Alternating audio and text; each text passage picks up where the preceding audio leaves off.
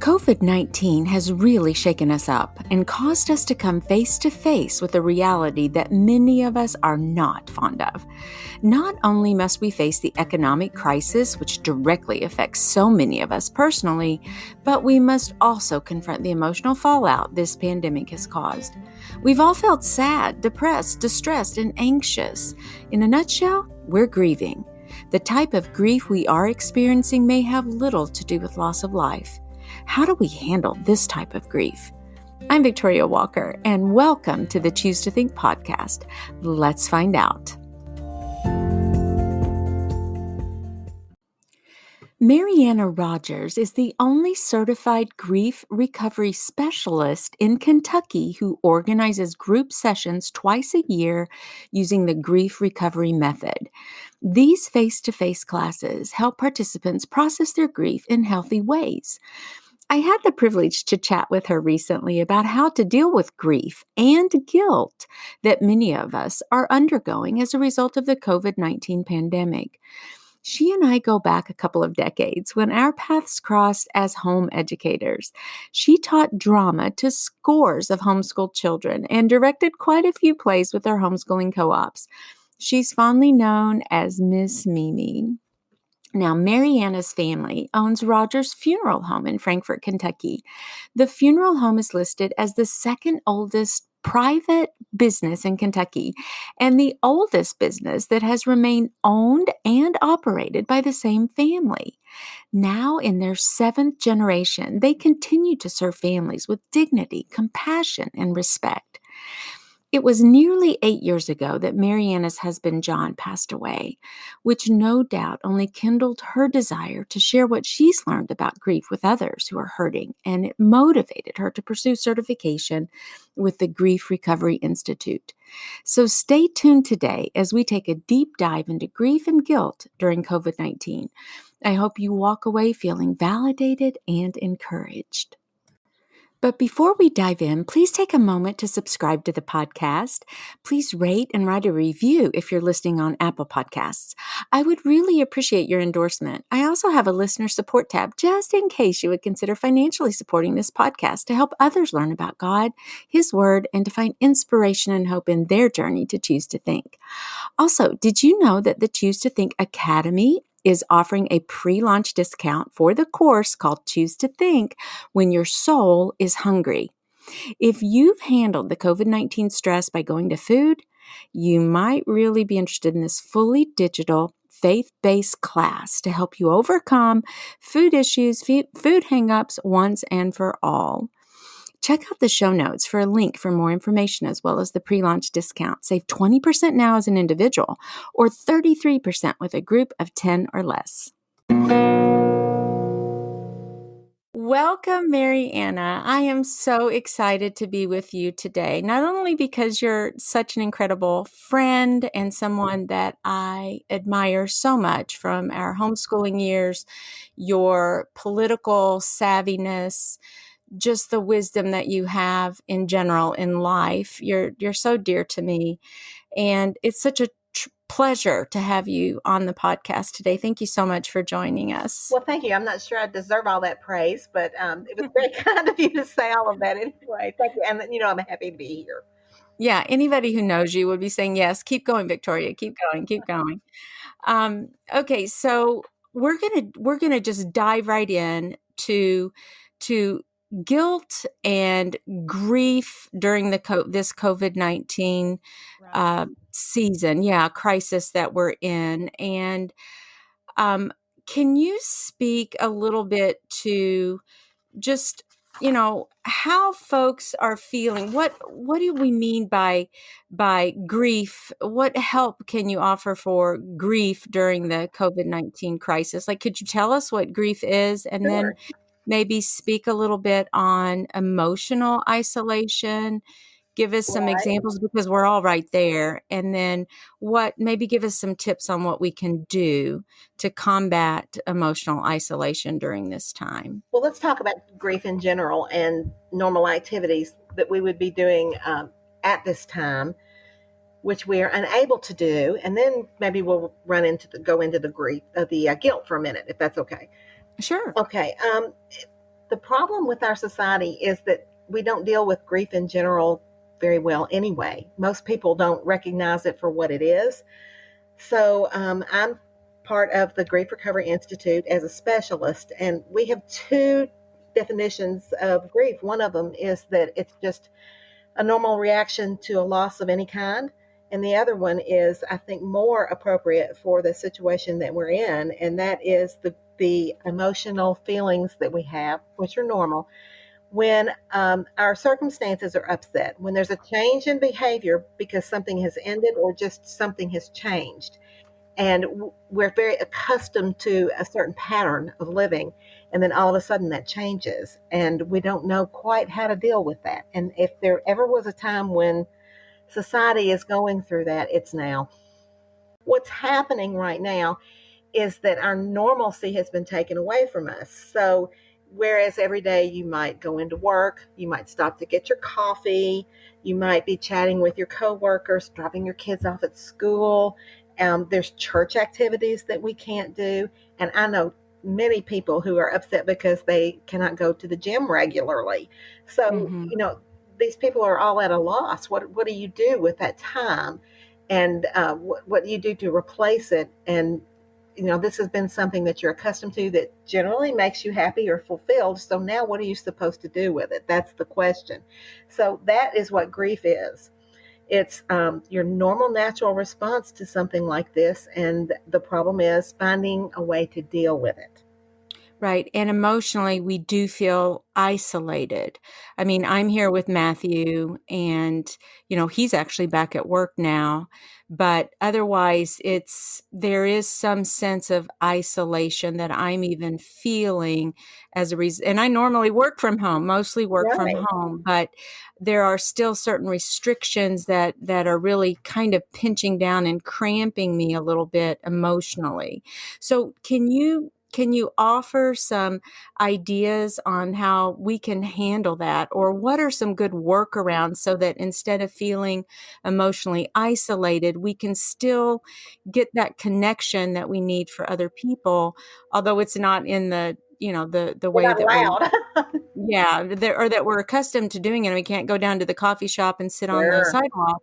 So what can we do instead? Do you have any thoughts on that, Mariana? Yes, well, we're made to be social beings. There are people who enjoy a lot of solitude. You have solitude, I have solitude, but I'm a very social person. So this has been difficult for me, quite honestly, to not be able to go out and be with people and that sort of thing.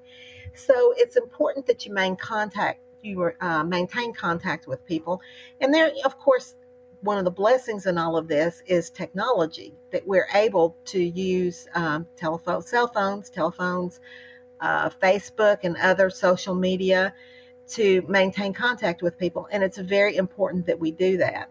And along those lines, I think it's important that you not only say you have the ability to do that, but that you follow through and you do it.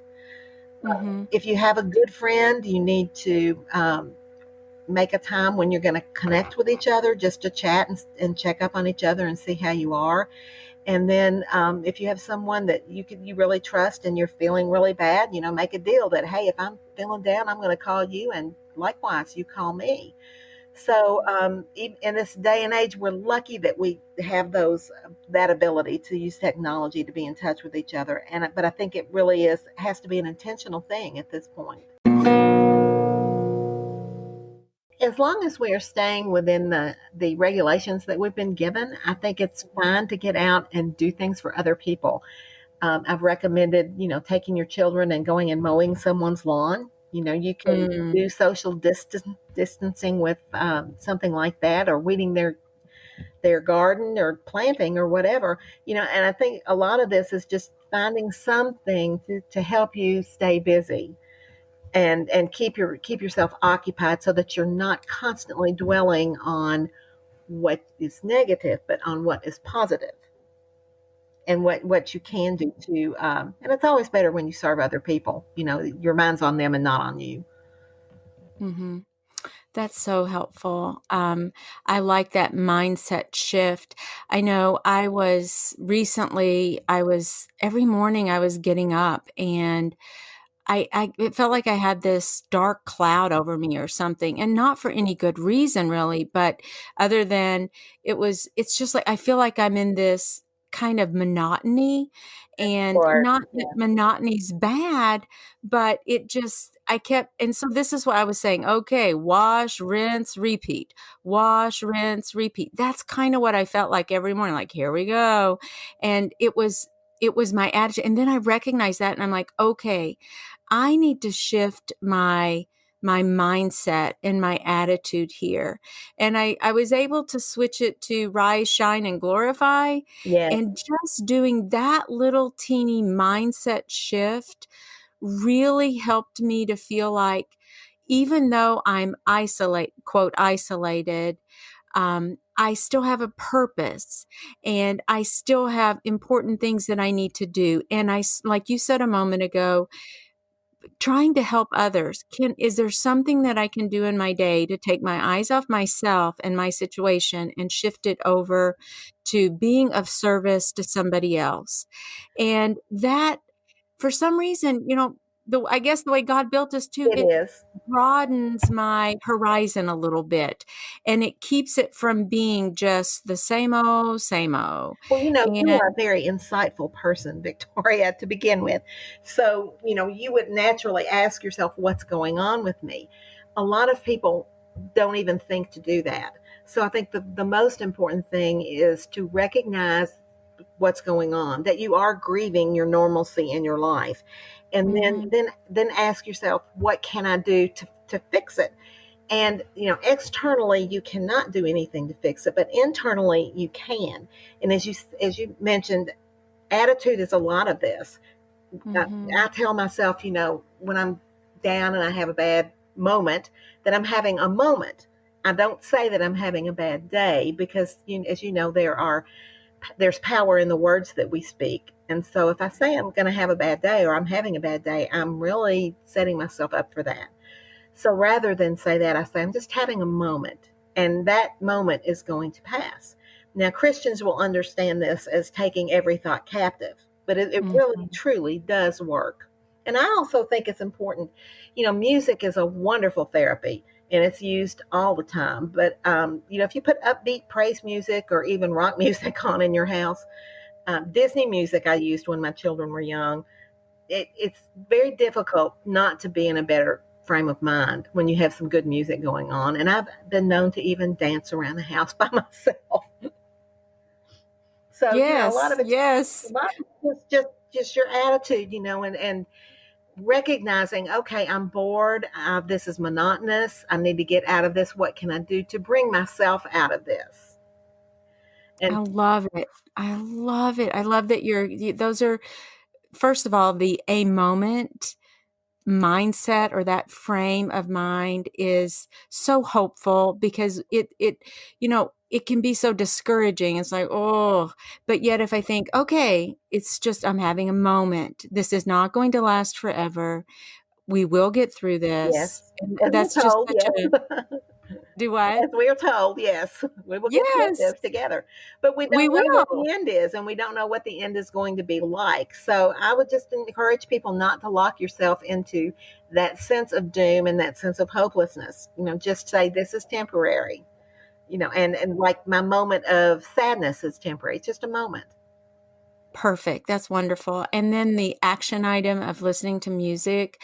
You know what? I do the same thing. I have a little miniature trampoline in my Oh, I love office. it.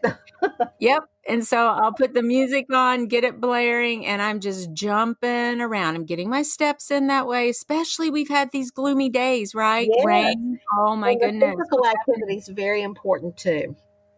So you're Mm, getting yeah. that. I'm not doing so well with that, but you're doing well. Yeah, and it's important to me because I know that that's healthy and it gets my blood pumping a little bit, and then plus I'll put the music on to boot, and suddenly my spirits are lifted. So I appreciate that you're saying, you know what, we do have responsibility in this, and we can take those thoughts captive and shift our mindset. Well, So we really do not have to be victims to all of this. It's very easy to fall into the doldrums and depression, and I worry because we're going to see a lot of depression and some worse. things come from this. But I would encourage everybody out there just to take a moment, recognize the moment for what it is, and share this with other people too. Encourage other people, and that's also very helpful. To take your mind off of yourself is to pray for someone else and encourage someone else, and do that verbally. Not just in a text. I like phone calls and video chats. They're much more meaningful than a text message is. Before we talk about why we're feeling guilty these days, let's take a break from our sponsors.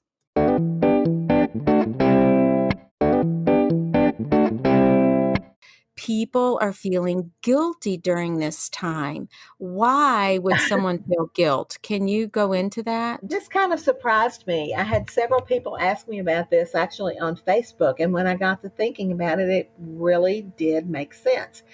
Well, people are saying, I feel guilty because this person, my friend, is so much worse off than I am. He's lost his job. Their family is struggling financially.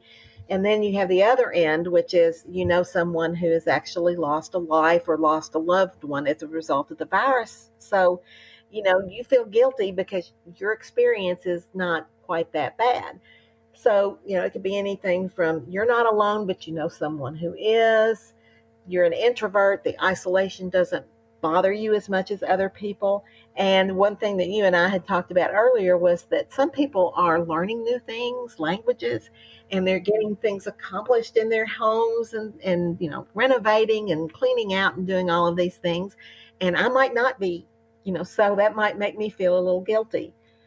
Which is one thing I need to say is we never, in dealing with grief, we encourage people never ever to compare yourself to someone else, because everybody's grief, everybody's feelings are unique and individual to you, and so are your relationships.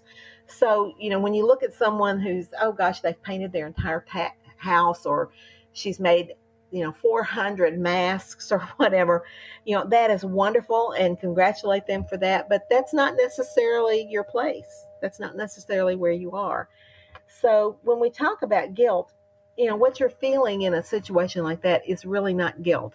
It's mostly compassion for people who are not as well off as you are, or sympathy. Guilt involves intent. So we didn't ask for this. You did not wish this on your neighbor, and you didn't wish for someone in their family to die, or you did not wish for someone to lose their job.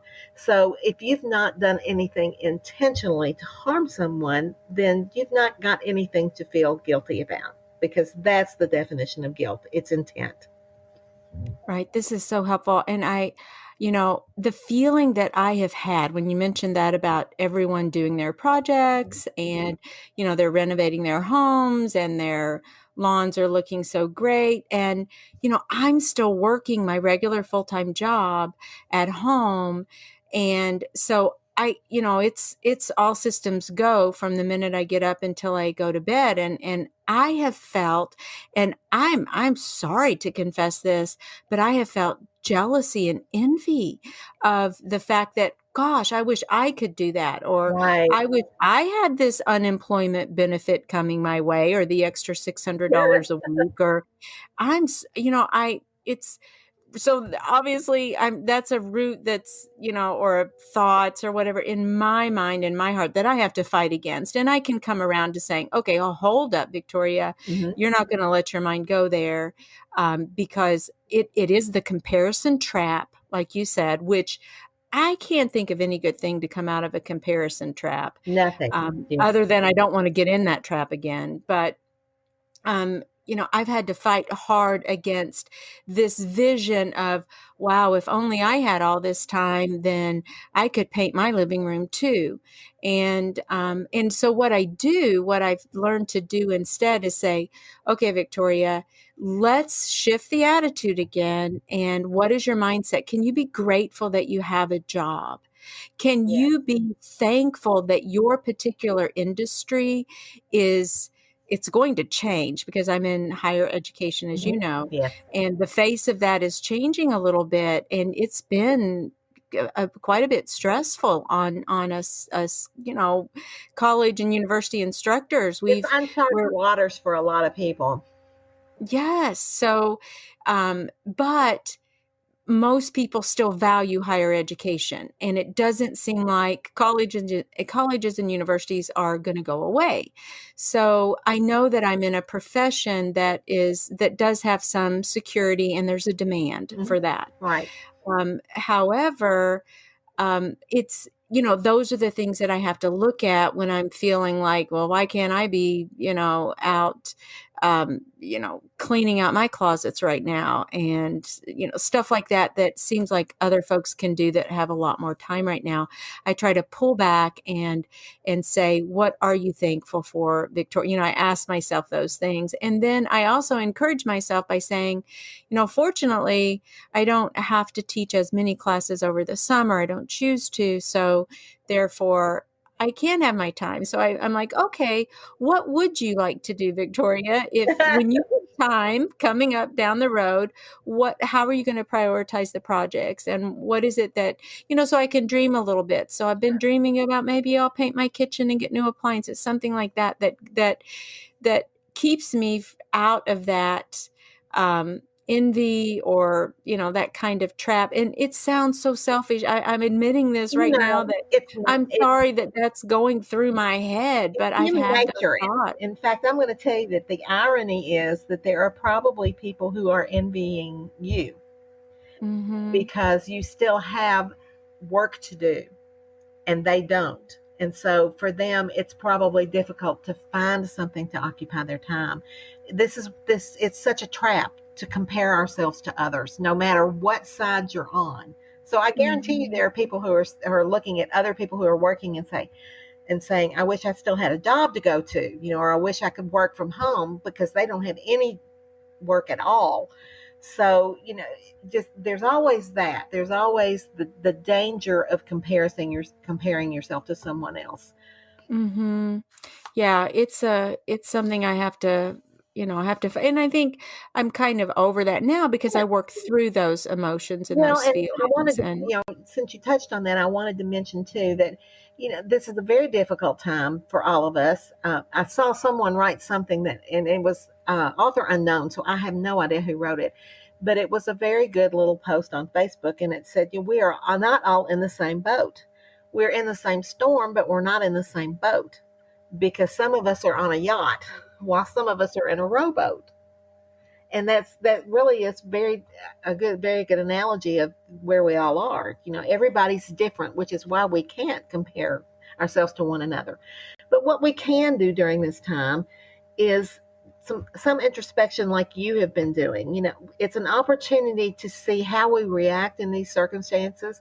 And so I would encourage people just to take a few moments every day, or every other day, whatever, and spend some quiet time and just ask God or ask yourself, whatever, how am I coping, and what can I learn from this? What happened to me yesterday? How did I react to that? And how do I wish I had reacted? Grief is also about things that we wish we had done different, better, or more.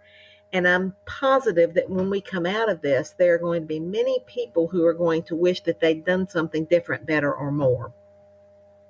how do we deal with that?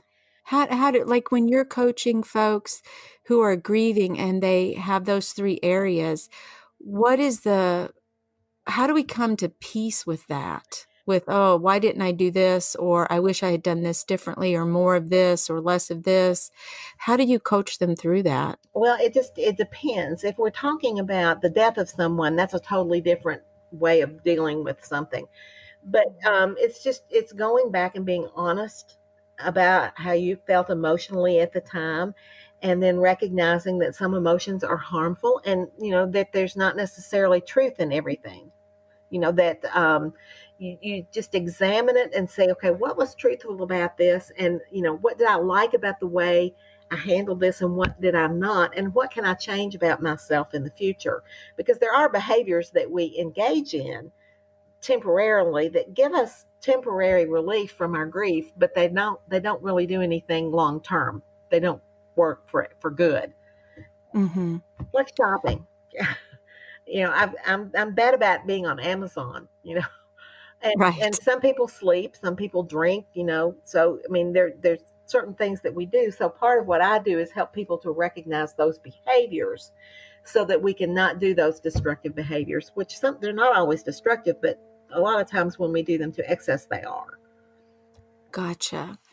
Okay, and Marianne, I know we're going to wrap this up, and I think I'm going to ask you a question that may surprise you. And if you Okay. don't want to answer it, you don't have to. The question is, I'm thinking about John, Yes. your husband John, who passed away. When did he pass away? What year was that? It was July of 2012, so it's been 7.5 years. Oh my I know. goodness, I can't believe it's been Yeah, that yeah, long. Okay. This is my question. sure. What would John, what would his reaction be right now during COVID-19? How would he encourage you or your heart during this time, or your kids? What would he say about all He this? would absolutely love the fact that I'm doing grief recovery, because he was the one that was interested in it to begin with. And he actually worked with this group, the Grief Recovery Institute, in the early 1990s. So he would be thrilled that I'm doing this, not only to help other people, but it's been a tremendous help for myself, in dealing with my grief for him. Mhm. And I still do grieve for him. It's not that I don't miss him or anything. I have moments when I still cry, and I'm that is, sure. if I could leave people with one thing, Oh, it would Mariana, did I lose be you? it would be honest about your emotions. Talk with your family, especially with your children. Your children are going to model what the behavior that they see in you. And crying is okay. Crying's a good thing, because it's God's way of allowing us to release all those emotions. And it's actually our body's physiological reaction to all of those emotions. So, don't hold it in. Holding it in can bring you illness and all kinds of trouble. So, I would say be honest in a constructive way, and just, do your best to talk with your family, and work it out that way. If John were here, how would you 2 be processing COVID-19? He would be very frustrated with the physical constraints of Would he? all of this. Okay. He would not be happy. So we'd be having a lot of political discussions about this, I to be bet. honest with you, because we always did to begin with. But that would be a therapy for us. Honestly, would be just to discuss. Okay, if I were in charge, what would I do? That sort of thing. We had a lot of good banter between us, but he would just be encouraging me to spend time with the Lord, and just be quiet and be still, and be calm, you know, and just recognize that this is temporary and not Yeah. permanent. And he would love, just being in the moment. Being in the moment, being present, being calm, and being still. This is definitely a higher ground takeaway. And what are a few more? Number 1, recognize that you're grieving, and that's okay. Number 2, be intentional and take positive, healthy actions to help yourself process your feelings during this time.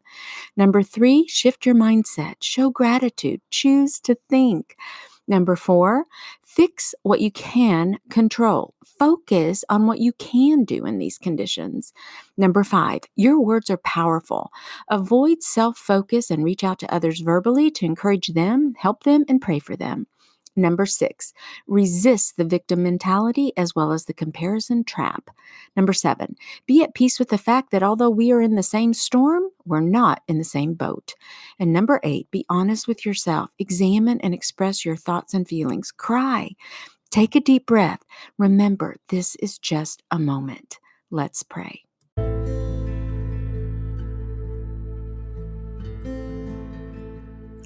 Father, thank you for being our strength, our joy, our peace, our refuge.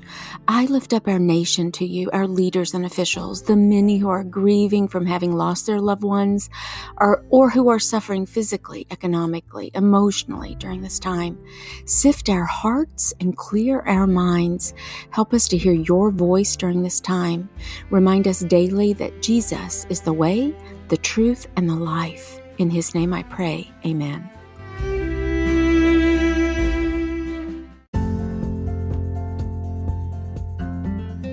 Thank you so much for tuning in. I'm so grateful for you. Say, check out the show notes below for more information about Mariana, grief recovery, and the great work that she does. And until next time, Dios primero y que Dios te bendiga. Ciao.